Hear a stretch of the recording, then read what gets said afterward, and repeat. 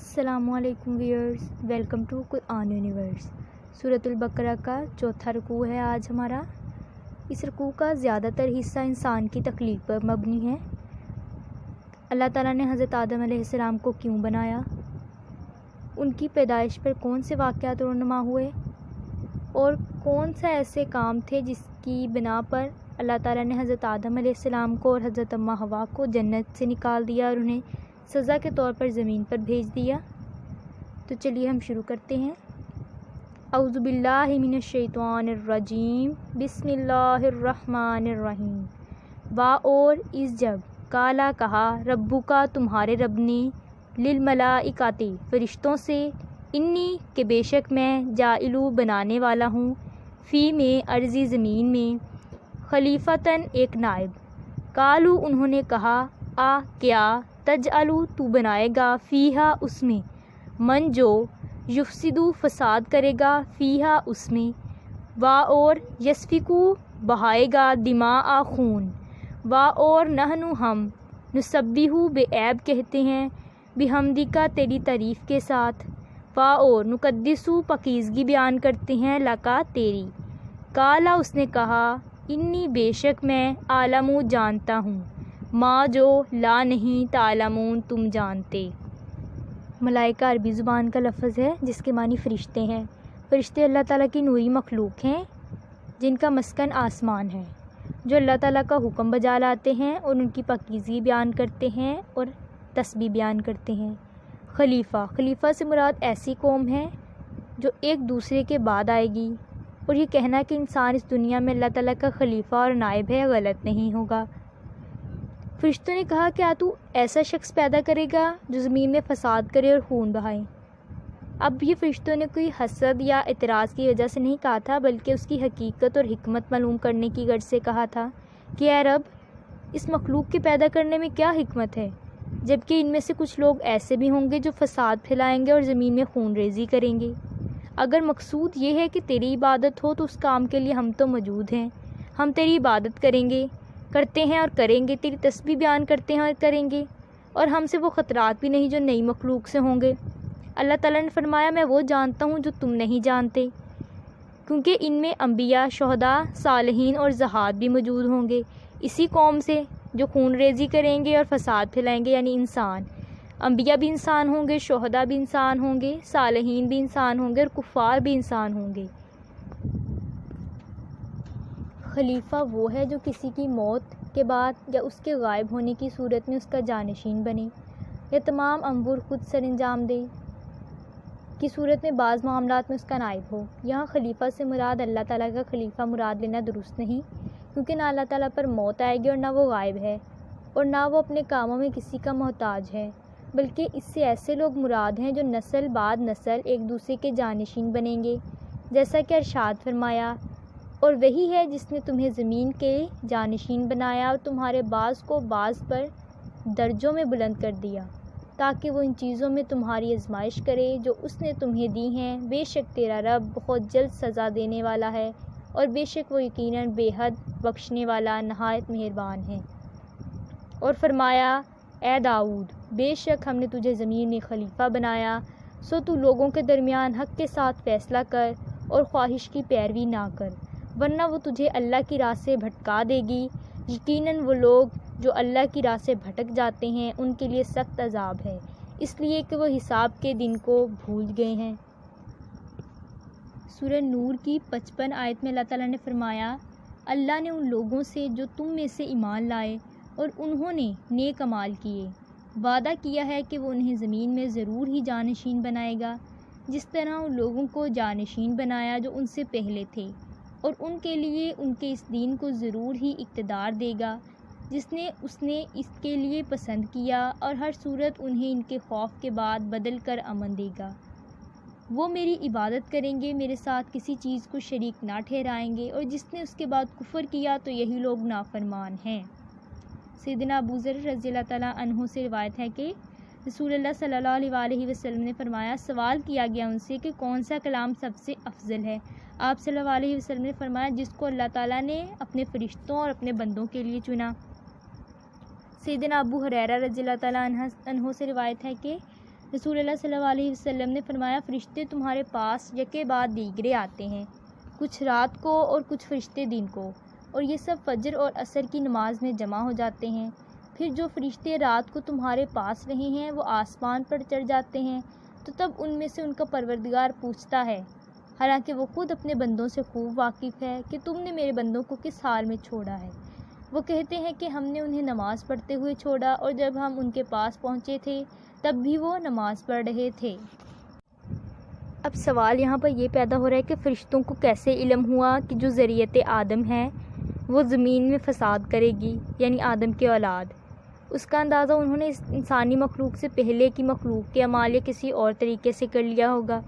بعض نے کہا ہے کہ اللہ تعالیٰ نے خود ہی انہیں بتلا دیا تھا کہ وہ ایسے ایسے کام کریں گے۔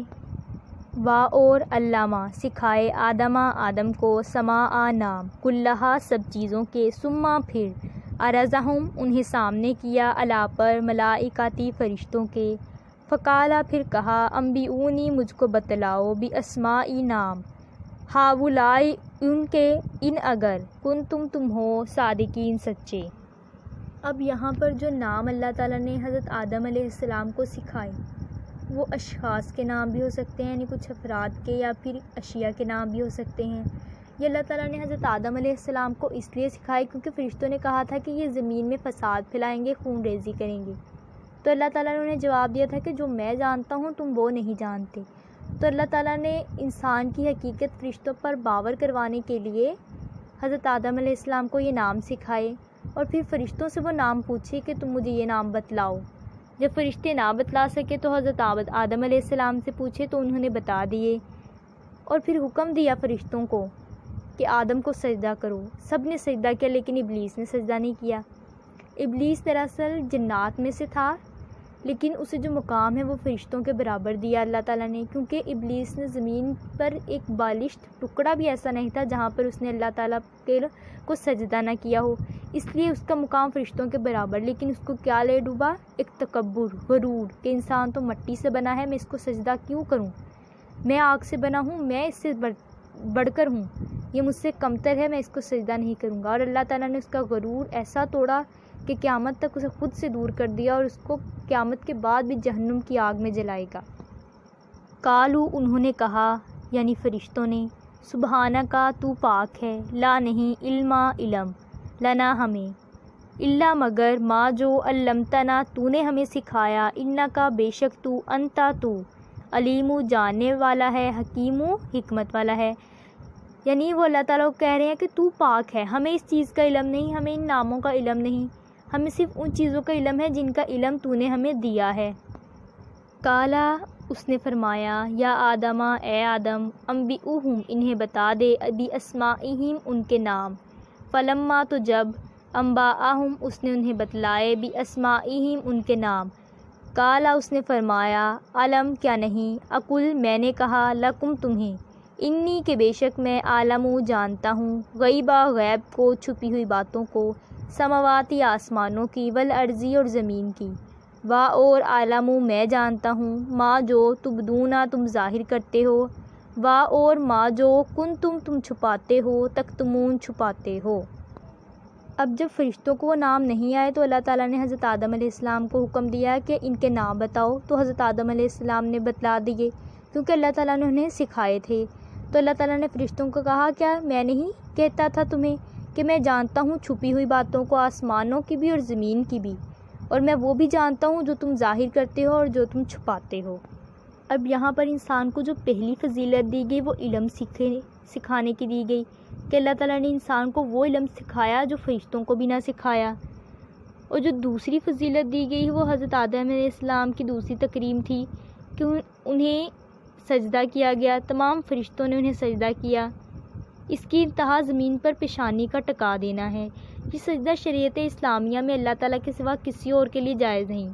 نبی صلی اللہ علیہ وسلم کا مشہور فرمان ہے، اگر سجدہ کسی اور کے لیے جائز ہوتا تو میں عورت کو حکم دیتا کہ وہ اپنے خامد کو سجدہ کرے۔ تاہم فرشتوں نے اللہ تعالیٰ کے حکم پر حضرت آدم علیہ السلام کو سجدہ کیا، جس سے ان کی تکریم اور فضیلت فرشتوں پر واضح ہو گئی، کیونکہ یہ سجدہ اکرام و تعظیم کے طور پر ہی تھا، نہ کہ عبادت کے طور پر۔ اب تعظیماً بھی کسی کو سجدہ جائز نہیں ہے، یعنی کسی کی فضیلت کے لیے بھی کسی کو سجدہ جائز نہیں۔ حضرت عائشہ رضی اللہ تعالیٰ عنہ بیان کرتی ہیں کہ جو شخص تمہیں کہے کہ نبی صلی اللہ علیہ وآلہ وسلم غیب جانتے تھے تو بلا شبہ اس نے جھوٹ کہا۔ اللہ تعالیٰ تو فرماتا ہے کہ اللہ کے سوا کوئی غیب نہیں جانتا۔ اور اس جب کلا ہم نے کہا للملائکاتی فرشتوں کو اسجدو تم سجدہ کرو، لی آدم کو فسجدو تو انہوں نے سجدہ کیا، الا مگر ابلیس نے ابا اس نے انکار کیا، اور استکبرا تکبر کیا، کانا اور وہ ہو گیا من الکافرین کافروں میں سے۔